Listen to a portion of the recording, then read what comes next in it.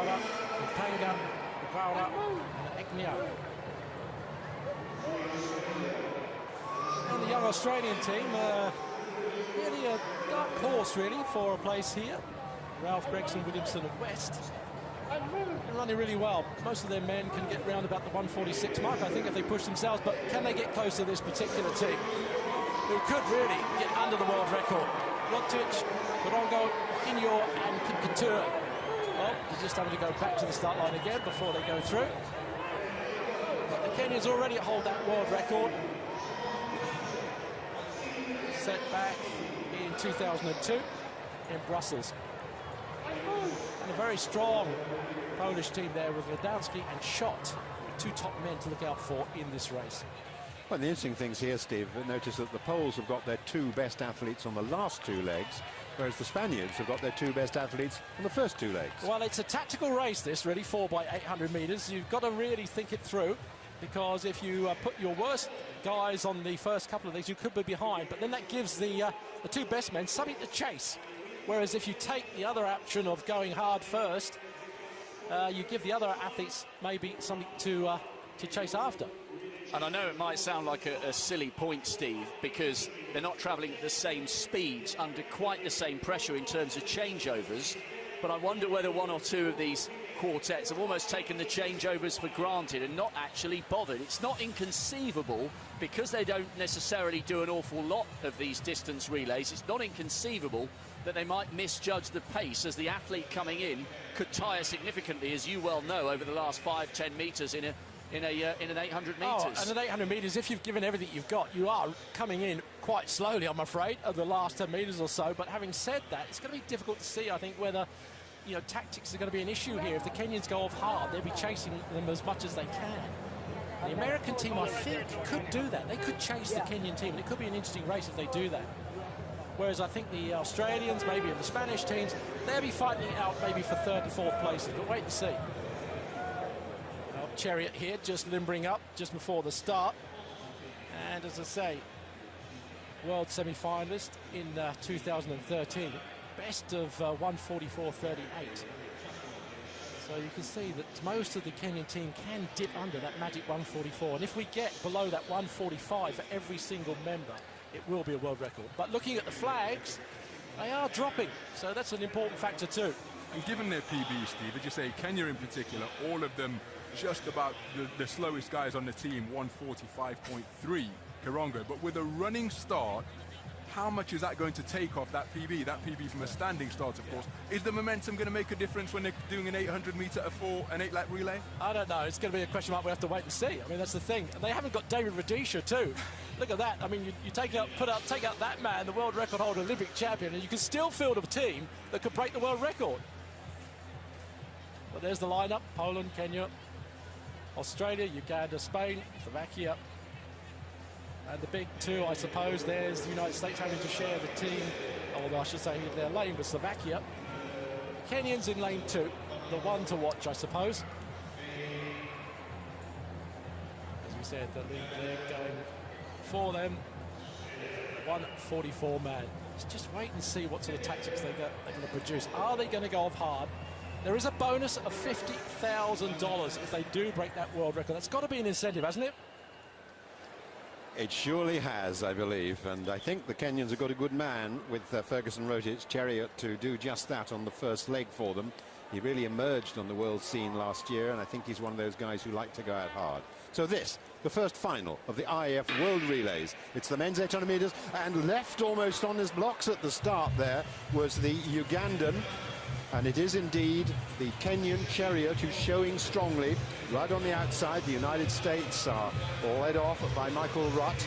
But the Kenyan has, as I thought he might do, he's showing his intentions here by going straight into the lead. Now, the Spaniard Lopez is normally a man who hangs back.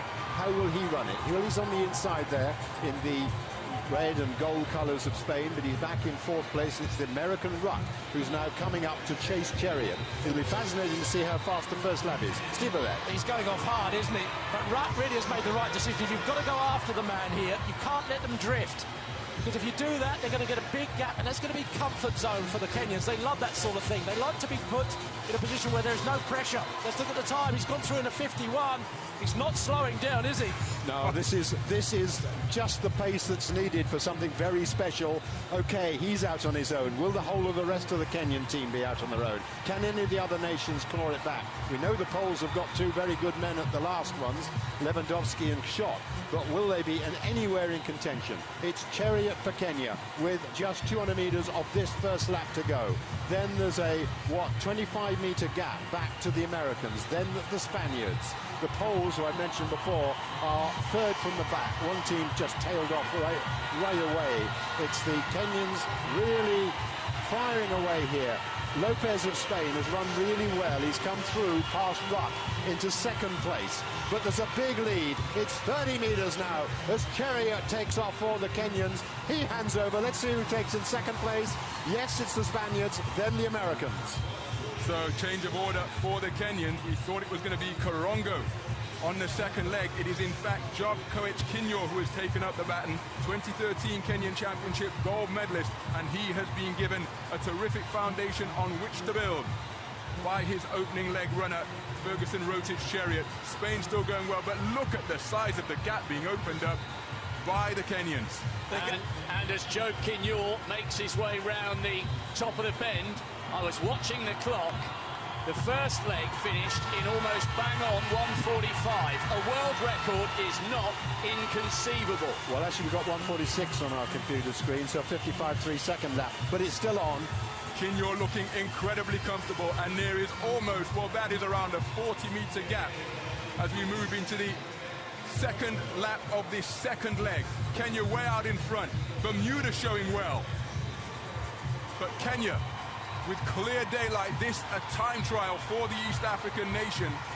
But look at the back of the traffic now. Aaron Evans, the Bermudan record holder, 1:46.26 at his best, and he has got his Caribbean nation right back into contention. And remember, as far as the Polish athletes are concerned, they've got Schott and Lewandowski to go on the two last legs. They've got their big men still yet to make an impact. Aaron Evans could well be paying for going off so hard. He's dying a rather painful, slow death, but he's holding on. But it's all about Kinyor. Kinyor striding away, Koech Kinyor. And now Aaron Evans has been passed. But as we approach a change to second to third, Kirongo away for Kenya. USA in second place. Johnson has it for them. 1:45.7, that second leg by Kinyor. So Kirongo heading out down the back straight. Brilliant effort by the team from Bermuda to try and stay in the mix. The Polish quartet have got a lot to do. Lewandowski has a mountain to climb here. And in second place, it is Johnson of the United States. He is on the left of picture there. Now the camera widens out and we can see Kirongo, and Johnson is making an impact, I think. Well, Johnson's a late comer to the 800 metres. He's a 400-metre hurdler specialist, so he knows what pain is all about. And he's trying his best now to claw it back, but that is a massive gap that the Kenyans are opening up. And they do not relent. They just keep going on and on and on, and it's preciously close to that world record. And a 50-second lap there for the Kenyan. Well, he's blistering through. That's an unbelievable lap time in the relay. You're not supposed to do that, but the Kenyans don't take any notice of what they shouldn't do. They just get out there and do it. Still a battle royal going on for third place. There's the Bermudan quartet, and now Lewandowski starting to make his quality pay, but he's going to have to work miracles here to get them back in touch with the Americans, but he is closing the gap and moving away from the rest of the field as the Australians move through into fourth place. But it is still Kirongo. Can he keep it going here? Fourth in the Kenyan Championships last year. He's got a best of 1:45. It's going to be ever so tight here. A world record is a possibility. And certainly Dwayne Solomon has a big job to do for the Americans on the last leg. Oh, the last leg down, and Kipketer has gone off like a train. 144.2 man this, the world youth champion last year. He's young, he's energetic, and he's very, very enthusiastic at the moment. But that third leg, 57.9 second, to me, 147.9, that third leg, so the record's out. He died a death, didn't he, on that second lap? But nevertheless, they're going to win this race, and they're going to win it well, the Kenyans. They're going hard. Just behind him, though, Dwayne Solomon of America, this long, striding American who is very, very fast. Solomon, who was fourth at the Olympics and has run the fastest 600-metre time trial, or second fastest ever, behind his coach, Johnny Gray, is now leading this group behind. But he's got a good man behind him as well. The world leader this year is Dwayne Solomon, 143.88. He's a hard-charging runner. Well, you said he blazed off. He's just run a 49-second lap, Steve. Well, he's going to die, but good on him. He's given everything he can, and he's holding on. They are closing, they really are. Solomon's running well. Just behind him, though, is Shot. This man can finish fast. He's got an incredible change of pace. When he can actually get past this big American is another thing, though. Dwayne Solomon is strong, he's big, and he's tall, and he's pushing it on. But they are closing the gap on the Kenyan, who is now suffering after that blistering first lap. Can they close even further? He's dying, he really is, and it looks as if they may catch him.